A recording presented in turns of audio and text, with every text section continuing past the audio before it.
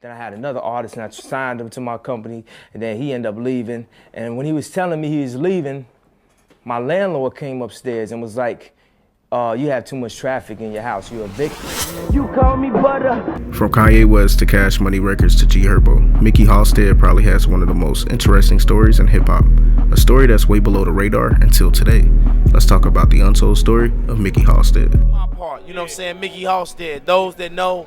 Nah, they know. If they don't know, they getting familiar. Coming from Chicago, Illinois, Mikkey Halsted in his beginnings was a kid trying to escape poverty. Sports and entertainment is often looked at as a route to get out of poverty. Mikkey would pick up basketball and actually get a scholarship to St. Xavier in Chicago, majoring in education. In the midst of that journey, he would start to rap and do mostly freestyles. His sister, on the other hand, who went by the name Miss Chris, was taking music seriously, leading her to meet local star producer Kanye West. Hey, we got my man Kanye.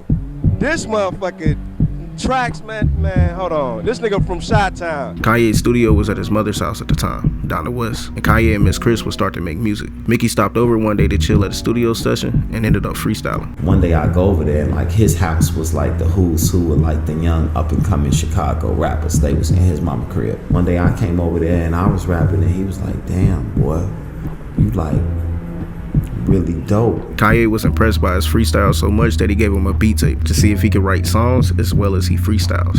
The next day, Mikkey came back to Donda's house with 3 songs written. The session went well and Kanye was so impressed he wanted to sign Mikkey.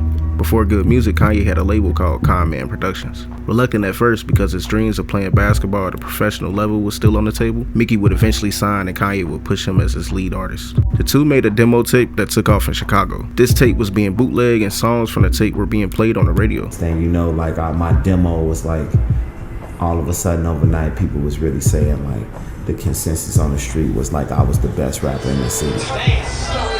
Turn that shit up a little bit.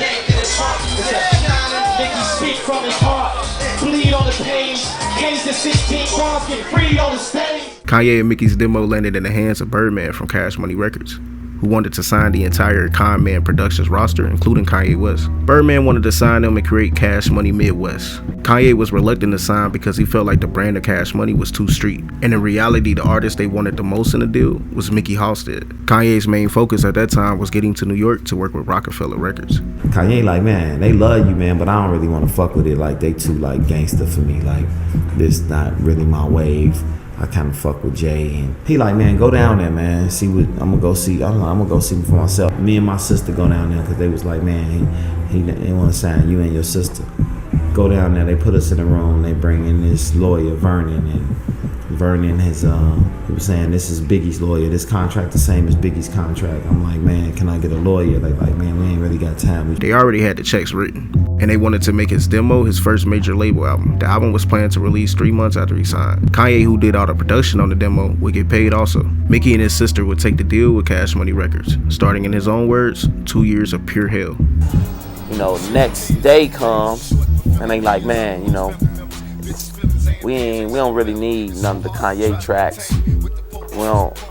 We gon' probably let Manny just do what Manny do and maybe redo some stuff. I said I quit, fuck it. I just go, man, nigga, I got an education, nigga, I go, that's just snakish. Y'all told me one thing yesterday, I signed the papers and it's a whole new thing. You know what I'm saying? That's some bullshit. I'm like, man, so me and Baby, we had a harsh relationship through the whole time because it started out so bad.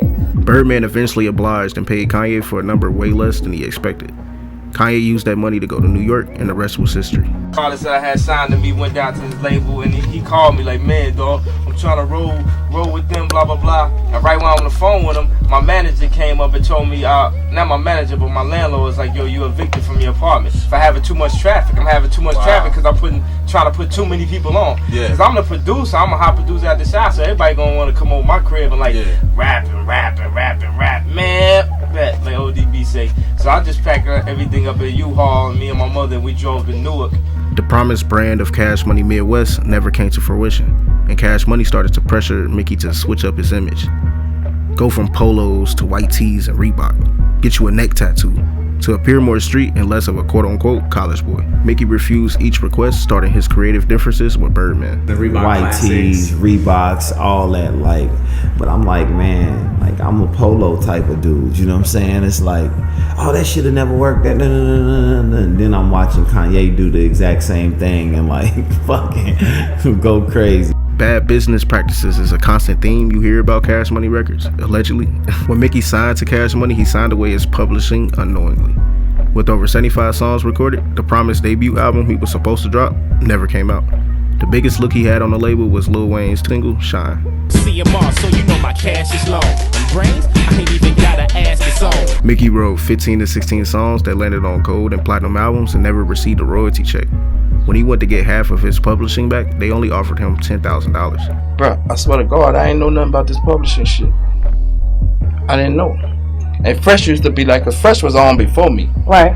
And he was like, Stunner, bro, we got publishing money, bro. We supposed to be getting royalties and all this shit. And I was like, and I fought myself for that. Mikkey said Birdman was so tight with money, when people in his own family asked for money to get McDonald's, he would give somebody $10 and ask for the change back alongside with a receipt.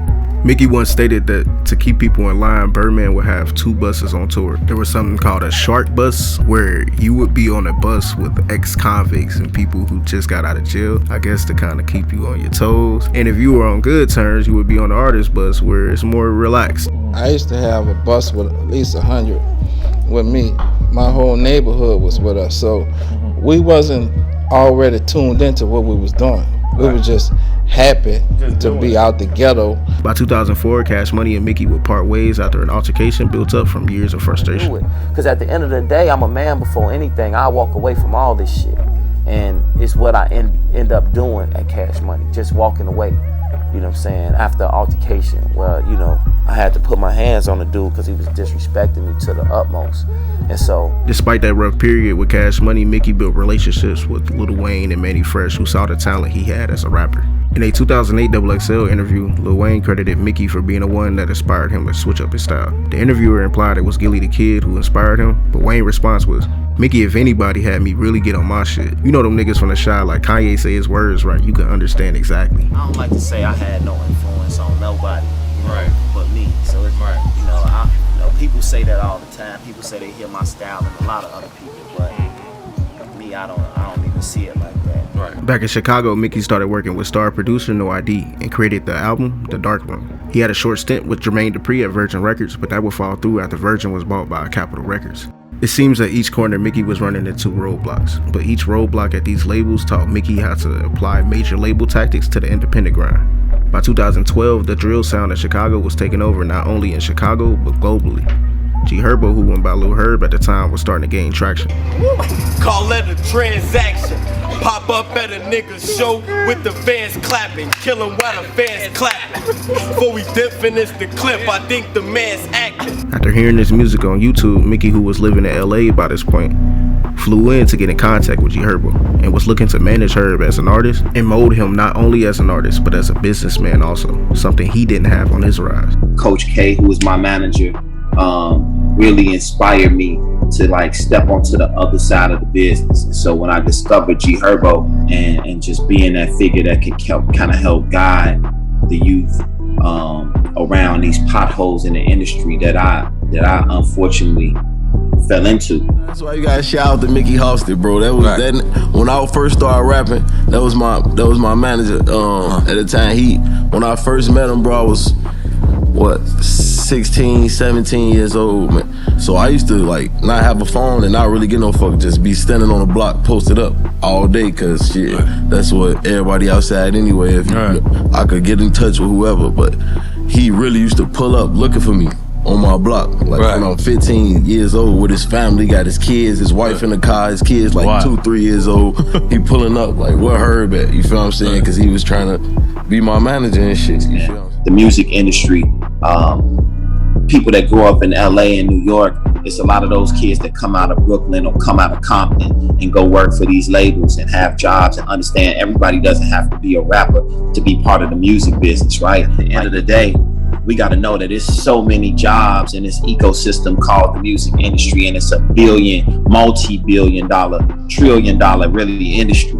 And so we got to get our piece of the pie. Since managing Herb, Mikkey started Machine Entertainment Group, and Herb has been a consistent name and artist in hip-hop for the last decade. Biggest takeaway from Mikkey Halsted's story is, things may not go according to plan, but you gotta keep planning. He may have not made it big as a rapper, but to take that experience and give it to another rapper in a similar position is amazing. It didn't go how he probably thought, but he still made it in music, just in a different role. With that being said, shout out to GHerbo for the recommendation. I appreciate that. And if you like this video, much love, gang. Hope it inspires you, and make sure to like and subscribe. And if you don't like the video, that's fine too. Just make sure to dislike but subscribe. It's Round Butter, and I'm out. Look, we grew up on the same block. Me, I love pushing the rock, but you love.